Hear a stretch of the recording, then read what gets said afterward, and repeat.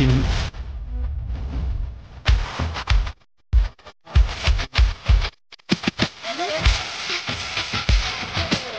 切缝中的光点燃了梦魇，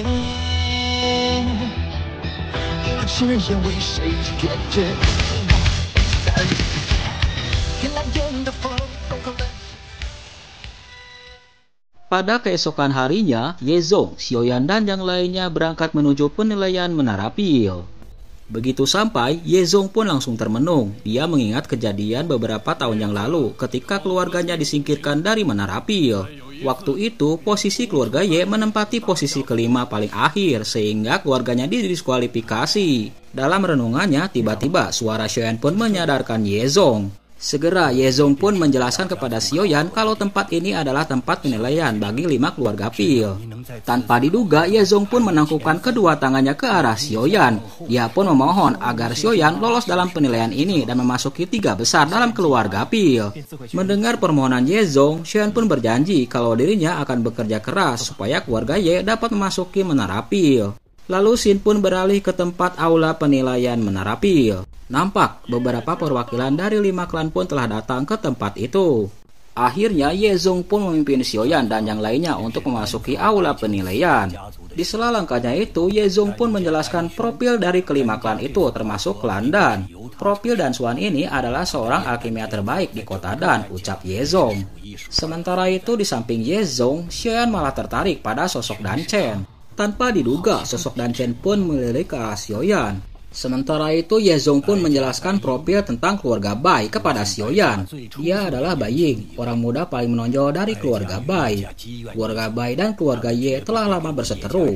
Mereka tidak pernah memberikan keluarga Ye saya untuk kembali lagi ke Menara Pil, ucap Yezong. Lalu itu adalah kelompok keluarga Qiu. Mereka mengirim Qiu Zi untuk mengikuti ujian tes penilaian ini. Walaupun profil keluarga mereka tidak terkenal, namun jangan remehkan mereka, ucap Yezong. Namun ketika Yezong akan menjelaskan profil tentang keluarga Chou kepada Xiaoyan, tiba-tiba sosok Chao Ying pun muncul di dalam aula itu. Segera kemunculan Chao Ying itu menjadi pusat perhatian semua orang di tempat itu, tak terkecuali klan Dan, klan Qiu, dan klan Bai. Di samping Xiaoyan, Yezong pun akhirnya menjelaskan profil klan Chou ini. Yezong pun berkata kalau 3 jenius dari klan Chou ini dipimpin oleh Chao Ying. Adapun Chao Dan yang telah dikalahkan olehmu, ada kemungkinan kalau Chao Xiu ini akan berurusan denganmu, ucap Yezong. Sementara itu di tempat kelompok Chao Ying, nampak Chao Dan sangat kesal ketika dia melihat sosok Xiaoyan ada di tengah-tengah keluarga Ye. Mendengar kekesalan dari Chao Dan, Chao Ying pun melirik Xiaoyan, lalu dia pun melangkah menuju barisan Xiaoyan. Tanpa diduga ketika Chao Dan melewati kelompok Xiaoyan, dia pun melirik Xiaoyan dan meledeknya. Sementara itu Chao Xi pun melirik ke Xiaoyan dan berkata, "Kamu adalah Xiaoyan itu," ucapnya. "Kamu cukup bagus, saya harap kita dapat bersaing secara adil di kompetisi ini," ucap Chao Xiu. Namun di sela perbincangan antara Xiaoyan dan Chao Xiu, tiba-tiba mereka pun dikejutkan oleh seorang penatua yang muncul di aula itu. Penatua itu pun berbalik dan berkata kepada semua orang, "Sekarang semua orang sudah tiba. Kemudian mari kita mulai ujian kali ini," ucapnya.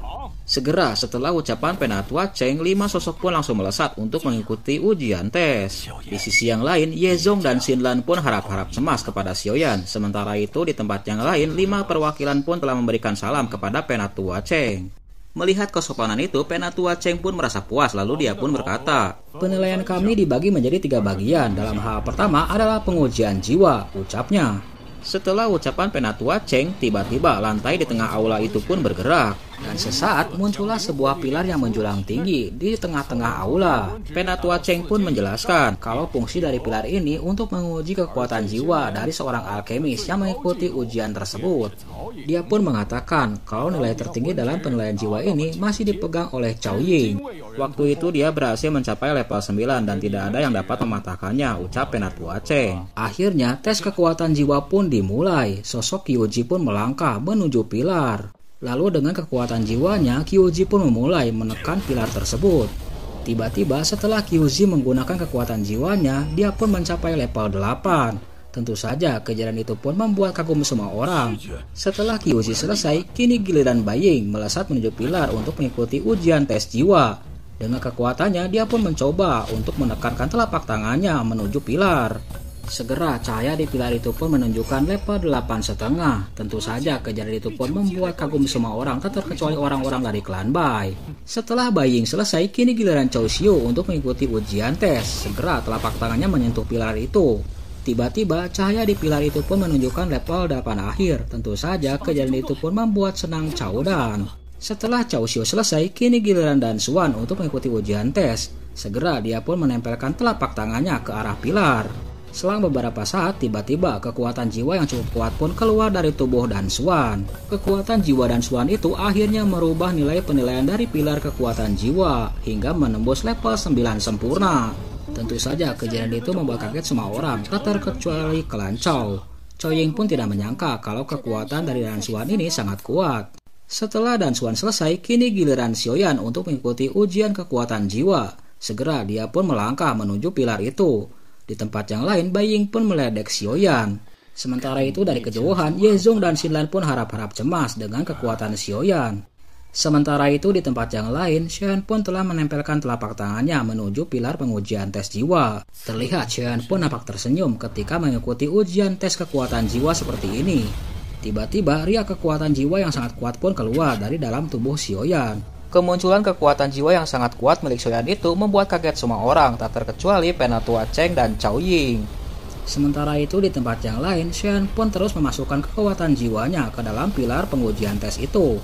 Tiba-tiba riak energi itu pun mendorong semua orang menjauh 10 langkah. Segera cahaya di pilar itu pun berubah dan melesat menuju kemegahan. Selain memancarkan kekuatan jiwa yang sangat kuat, Xiaoyan pun menghancurkan pilar pengujian tes jiwa ini. Tentu saja kekuatan jiwa yang dikeluarkan oleh Xiaoyan ini membuat kaget semua orang, tak terkecuali Penatua Cheng. Sementara itu di tempat yang lain, akhirnya Xiaoyan pun menyelesaikan ujian pertamanya, lalu dia pun melirik ke arah Penatua Cheng. Xiaoyan pun meminta maaf kepada Penatua Cheng karena dia telah menghancurkan pilar pengujian tes jiwa. Sementara itu, Penatua Cheng pun maklumi kerusakan pada pilar pengujian tes jiwa ini dan tidak mempermasalahkannya. Lalu dia pun berkata kalau kekuatan jiwa milik Xiaoyan telah menembus level 14 sehingga itu memecahkan rekor dari Chou Ying.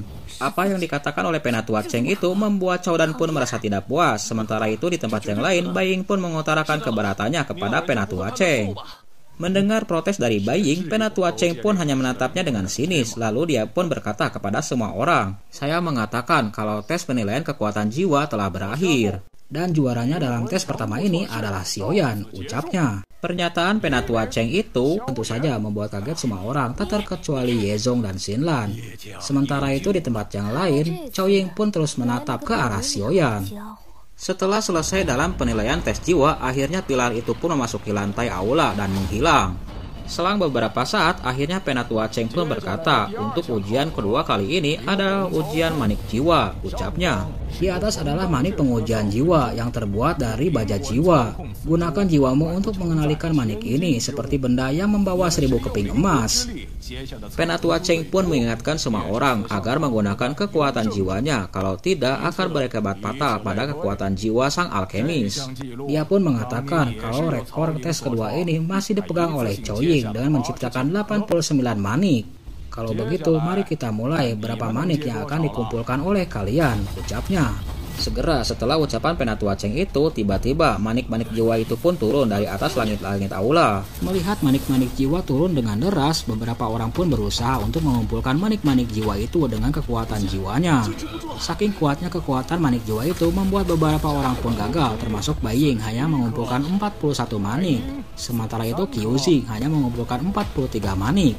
Di tempat yang lain, Chou Xiu pun terus berusaha untuk mengumpulkan lebih banyak manik jiwa, namun apa daya dia pun tetap gagal. Sama halnya dengan Chou Xiu, dan Xuan pun tidak sanggup lagi untuk mengumpulkan manik jiwa itu. Chou Xiu hanya mengumpulkan 56 manik, sementara itu Dan Xuan hanya mengumpulkan 66 manik. Setelah keempat orang selesai, lalu Penatua Cheng pun mengingatkan Xiaoyan kalau manik-manik jiwa itu akan segera menghilang. Segera Xiaoyan pun mengeluarkan kekuatan jiwanya dan meraih beberapa manik jiwa yang ada di tempat itu.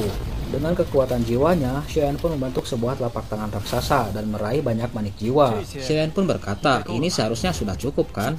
Xiaoyan mengumpulkan 93 manik jiwa dalam sekali jalan. Tentu saja membuat semua orang pun menjadi kaget, bahkan Penatua Cheng sekalipun. Di tempat yang lain, Dan Chen pun memuji kekuatan jiwa yang sangat kuat milik Xiaoyan. Dan akhirnya Xian pun membuyarkan manik jiwa di hadapan semua orang. Sementara itu Yezong dan Xinlan pun kegirangan. Mereka tidak menyangka dalam ujian tes kedua ini Xian menang lagi. Kemenangan Xiaoyan dalam ujian tes kedua ini rupanya menarik perhatian dari Cao Ying. Sementara itu di tempat yang lain, Bai Ying sangat tidak senang dengan kemenangan Xiaoyan. Setelah tes ujian kedua berakhir, akhirnya Penatua Cheng pun mengumumkan kalau rekor sebelumnya yang dipegang oleh Cao Ying telah dipecahkan oleh Xiaoyan dengan mengumpulkan 93 manik jiwa. Lalu Penatua Cheng pun mengatakan kalau ujian ketiga ini adalah ujian pertarungan jiwa. Namun di sela perkataannya, tiba-tiba Cao Ying pun menyela perkataan dari Penatua Cheng. Lalu dia pun berkata, kalau begitu ikuti aturannya. Keluarga juara sebelumnya berhak atas 1 kali pergantian. Keluarga Cao kami ingin menggantikan seseorang di tengah jalan. Saya tidak tahu apakah itu akan bisa. Jangan khawatir, aku tidak akan melakukan kesalahan apapun. Hanya saja tanganku ini agak gatal. Saya ingin mencoba Tuan Xiaoyan, ucap Cao Ying. Segera permintaan Cao Ying itu menarik perhatian semua orang tak terkecuali Yezong dan Xinlan. Mendengar permintaan itu, Xian pun berkata, karena Nona Cao Ying telah mengatakannya, lalu Xian bersedia untuk menemaninya, ucapnya. Setelah mendapat persetujuan dari Xiaoyan, akhirnya Cao Ying pun melesat dan mendekati sosok Cao Xiu. Lalu Cao Ying pun berkata, saudara Cao Xiu, biarkan aku saja yang akan menggantikanmu, ucapnya. Setelah ucapannya itu, lalu Cao Xiu pun bergegas untuk meninggalkan tempat itu. Akhirnya Penatua Cheng pun berkata, karena tidak ada masalah, mari kita mulai dalam pengujian ini, ucapnya. Setelah ucapannya itu, segera Cao Ying pun membentuk sebuah segel jiwa dan mengeluarkan kekuatannya hingga meledakkan semua orang yang ada di sekitarnya. Akibat kekuatan jiwa yang sangat kuat yang dikeluarkan oleh Cao Ying membuat beberapa orang pun keluar dan tersingkir dari tempat itu. Mereka yang dieliminasi oleh Cao Ying pun hanya bisa pasrah dan bergegas pergi untuk meninggalkan tempat itu. Sementara di atas arena hanya ada tinggal Xiaoyan dan Cao Ying. Dengan sikap malas, Cao Ying pun berkata, baiklah, sekarang hanya ada kamu dan aku. Maka kamu tidak perlu khawatir lagi, Xiaoyan. Selama kamu bisa mengambil cetakan telapak tangan jiwa musimku, maka kamu akan lolos. Tentu saja, bahkan jika Anda berhenti pada saat ini, itu juga dapat menjamin tempat kedua. Keluarga Ye bisa dianggap terselamatkan, ucap Cao Ying. Jadi kalau begitu, tentukan pilihan Anda, ucapnya. Untuk sejenak, perkataan dari Cao Ying itu membuat hening seluruh aula itu. Namun lain halnya dengan Xiaoyan, dia pun berkata, Nona Cao Ying silakan, ucapnya. Mendengar keputusan Xiaoyan, Cao Ying pun berkata, Tuan Xiaoyan memang sangat murah hati. Dalam kasus ini, izinkan aku yang muda ini untuk mengujimu, ucapnya. Setelah ucapannya itu, lalu Cao Ying pun menggunakan kekuatan jiwanya yang sangat kuat untuk menantang Xiaoyan. Perlu diketahui sebelumnya, kalau Cao Ying ini telah menguasai keterampilan teknik jiwa. Dia telah mendapatkan teknik keterampilan jiwa dari Menara Pil, sehingga dia dapat menggunakannya ketika melawan Xiaoyan. Sementara itu di tempat yang lain, Xiaoyan pun nampak kaget dengan apa yang dikatakan oleh Cao Ying itu. Di sela kekagetan Xiaoyan, tiba-tiba avatar klinik milik Cao Ying pun melesat untuk menyerang Xiaoyan. Namun serangannya itu dihalangi oleh kekuatan jiwa milik Xiaoyan. Tentu saja pertukaran pertama ini merugikan Xiaoyan, namun dia tidak pantang menyerah. Dia pun mengatakan, ayo lagi, ucapnya. Sementara itu di baris penonton, semua orang pun merasa tercengang dengan kekuatan jiwa yang sangat kuat milik Cao Ying. Sementara itu Cao Ying pun merasa terpana dengan kekuatan Xiaoyan. Dia pun bergumam kalau Xiaoyan ini bukan orang sederhana. Setelah ucapannya itu, Cao Ying pun nampak serius untuk menghadapi Xiaoyan. Segera dia pun mempraktikkan sebuah segel. Segera fluktuasi energi jiwa yang sangat kuat milik Cao Ying pun mempengaruhi semua orang yang berada di dalam aula. Tekanan jiwa yang sangat kuat dari Cao Ying itu menyerang Xiaoyan dari segala arah. Namun Xiaoyan tetap bertahan dalam tekanan jiwa yang sangat kuat milik Cao Ying. Dengan kekuatan mata surgawinya, Xiaoyan pun berusaha untuk mencari tahu segel yang dipraktikkan oleh Cao Ying. Segera Xiaoyan pun mengingat satu persatu langkah segel yang digunakan oleh Cao Ying. Sementara itu di tempat yang lain, Xiaoyan pun mengirim pinik terbang untuk segera melesat menyerang Xiaoyan. Sementara itu di tempat yang lain, Xiaoyan pun berusaha untuk menahan serangan pinik api milik Cao Ying dengan kekuatan spiritualnya, sehingga dia pun terdorong beberapa meter ke belakang. Untungnya Xiaoyan tidak keluar dari garis arena itu. Lalu dia pun berkata, selanjutnya. Apa yang dilakukan oleh Xiaoyan itu tentu saja membuat Cao Ying pun semakin geram. Mengapa dia tidak bisa mengalahkan Xiaoyan? Lalu tiba-tiba dia pun melayang ke atas udara. Dengan kekuatannya dia pun mencoba untuk melakukan serangan yang paling kuat. Ketika Cao Ying sedang menggunakan segel dari kejauhan, Xiaoyan mempraktekkan hal yang sama dengan Cao Ying. Walaupun agak sedikit lambat, Shen pun mulai meniru gerakan segel milik Cao Ying. Dengan kekuatan mata api surgawinya, Shen pun dengan jelas dapat mempraktekkan segel yang dipraktekkan oleh Cao Ying. Sementara itu, setelah Cao Ying berhasil mempraktikkan keterampilan teknik jiwa, dia pun nampak kaget karena Xiaoyan dapat mengikutinya. Cao Ying pun tidak menyangka kalau Xiaoyan dapat meniru segel yang digunakannya. Sementara itu, tak jauh dari keterkejutan Cao Ying, Xiaoyan pun telah bersiap dengan menggunakan teknik keterampilan jiwa yang ia dapatkan dari Cao Ying.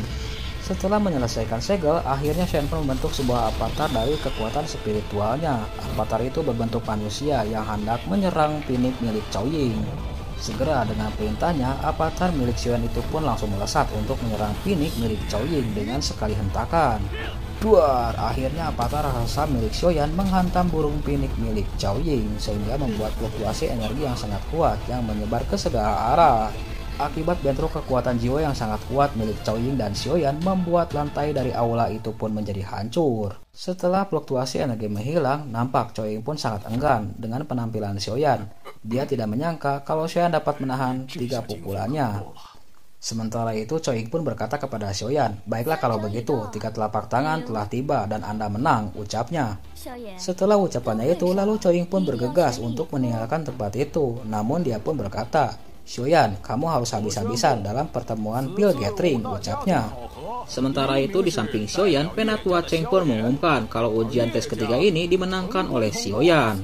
Tentu saja kemenangan itu membuat klan Dan dan klan Qiu pun semakin kagum kepada Xiaoyan, tak terkecuali Yezong dan Xinlan. Mereka pun akhirnya lolos dalam ujian tersebut. Setelah memenangkan 3 tes berturut-turut, membuat Xiaoyan pun merasa lega. Dia pun dapat membantu keluarga Ye terlepas dari apapun itu. Lalu Xin pun beralih ke manor keluarga Ye. Nampak Xiaoyan sedang berkultivasi di tempat terbuka. Dalam pelatihannya itu, Xiaoyan pun mengingat pertarungannya dengan Cao Ying. Dia tidak menyangka kalau Menara Pil mempunyai keterampilan jiwa dan dapat melatihnya. Di sela pelatihannya itu, tanpa diduga, manor keluarga Ye didatangi seorang penyusup. Seluruh tempat itu pun telah diblokir kekuatannya oleh sosok itu. Ternyata yang menyegel tempat itu adalah seorang ahli dari sekte jiwa yang bernama Mogu Tua. 灵魂障壁。